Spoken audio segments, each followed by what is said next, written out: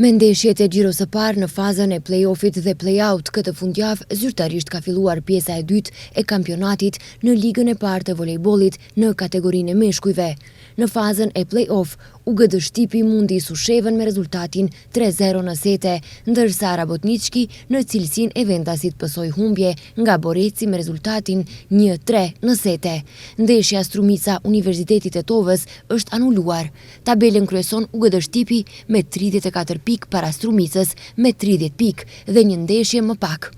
Në fazën e play-out, që gjithashtu të shtunën janë zhvilluar 2 ndeshje të raundit të parë, ku skuadra e Shkëndijës me lojën më të mirë mundi ekipin e volejbollit Skopje me rezultatin 3-0 në sete, 25-17, 25-11 dhe 25-21, ndërsa Liria Zherovjanit mundi Janta Volej gjithashtu me rezultatin 3-0 në sete.